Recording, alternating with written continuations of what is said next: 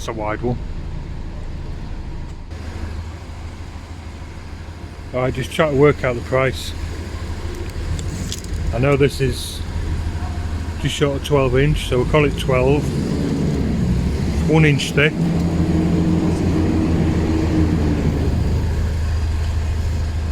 So 12 foot there. So that 1 cubic foot.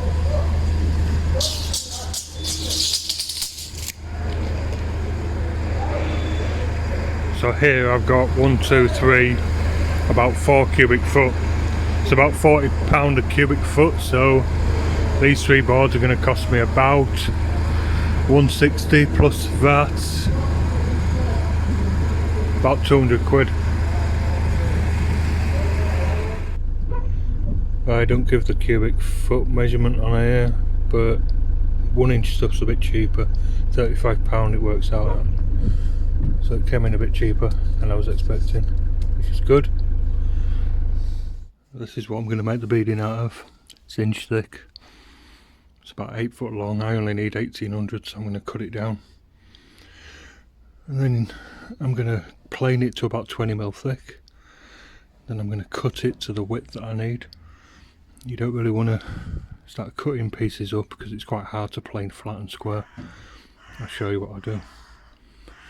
And it's also quite hard to put a board like that over the jointer and get it flat.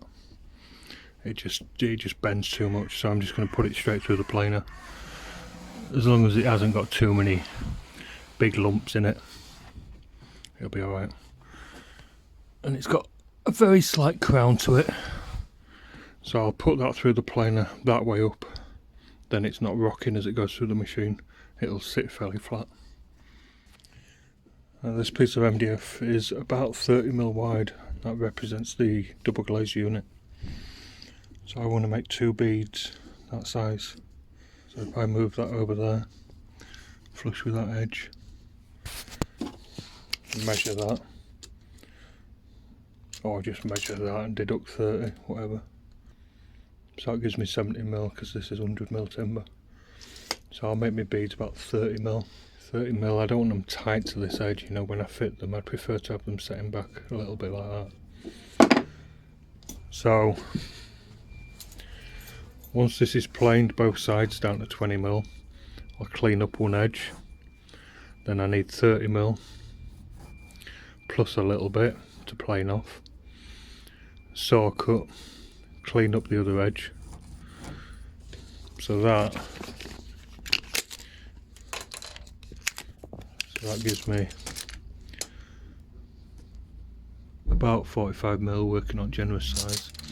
So 45, I need 4, so 45, 90, 180.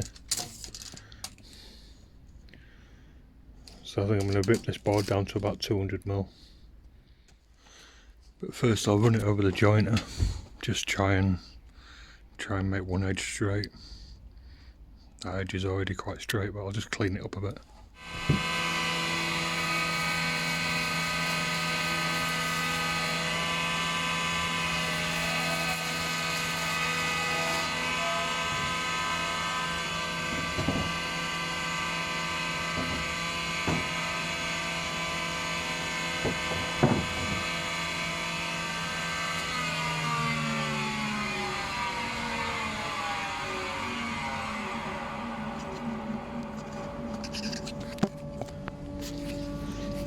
Right, I flip that around then, because I want this planed edge against the fence, but also I want that curve down to be down on the bed of the saw.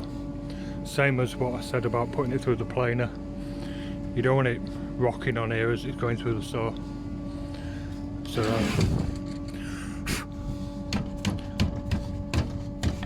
oops, 200mm.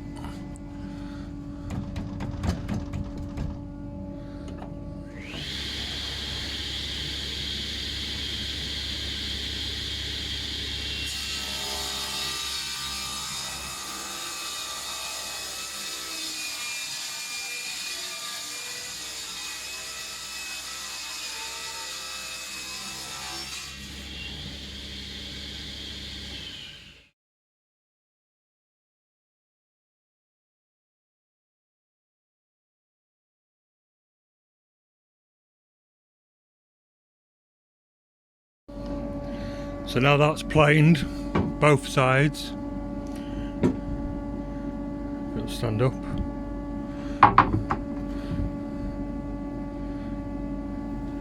And it finished about 22 mil. It's fine by me. So that's the edge I planed first. It's got a little bit there where I'll just clean that up a bit, rip it to about 32, plane that edge again on this board, rip it to 32, plane up this board, rip it again until I've got 4 pieces, and those 4 pieces then will only have one sawn edge.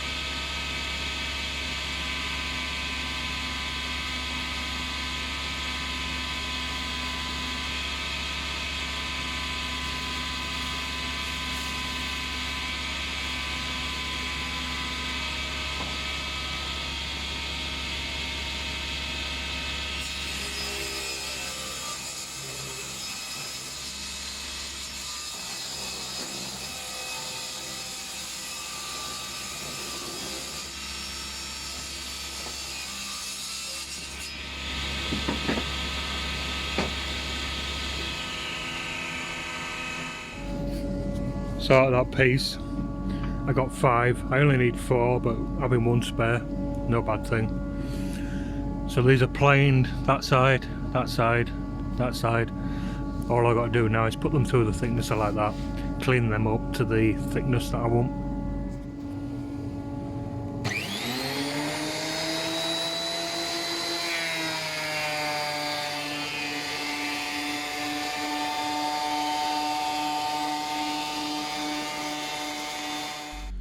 So there you go, 5 pieces. So I only need 4. 1 for the outside. Oh fuck, I need 8.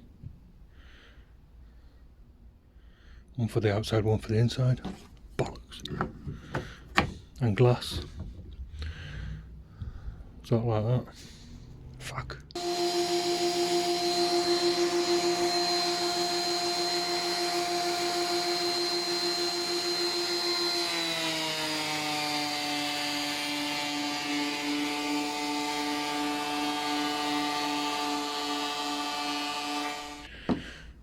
Right, 8 pieces. I ran them all through the thicknesser again, so they are the same thickness. So let's try that again.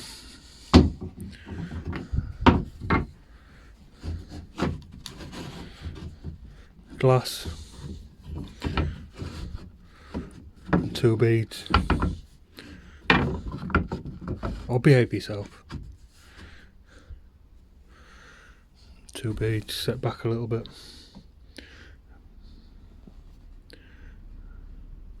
Something like that.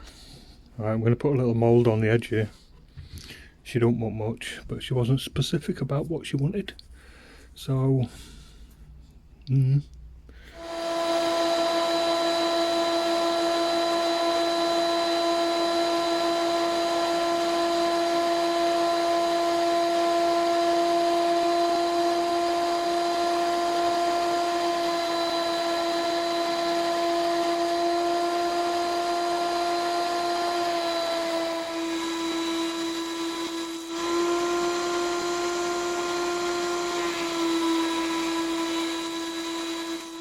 I decided to give the bottom bead just a chamfer, help the rain run off.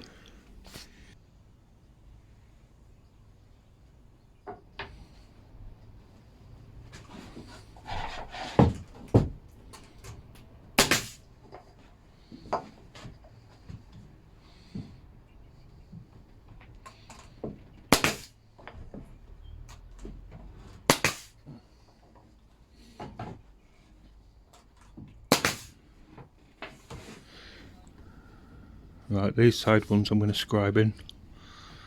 So I'll cut the top one so it's flush like this, and then scribe up.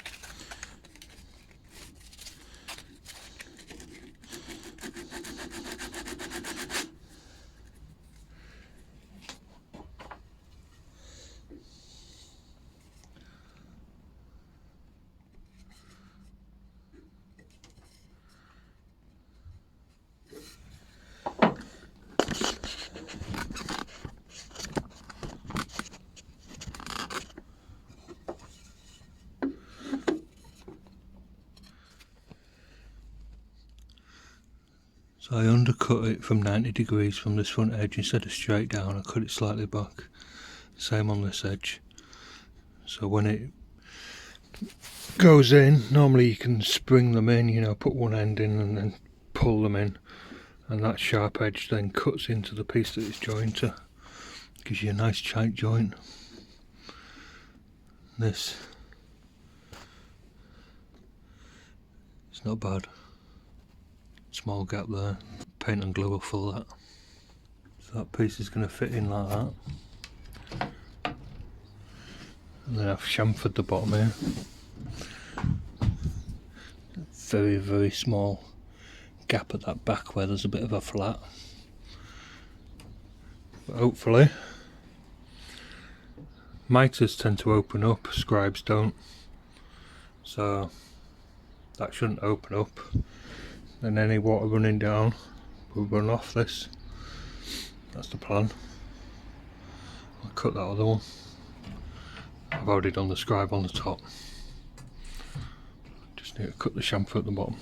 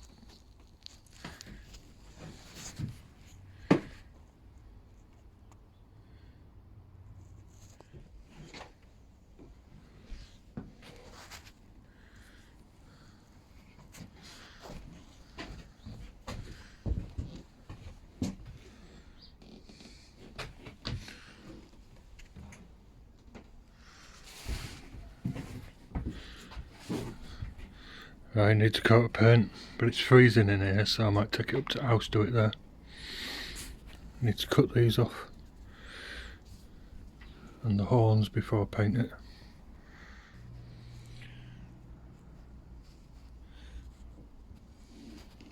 Right, sanded ish.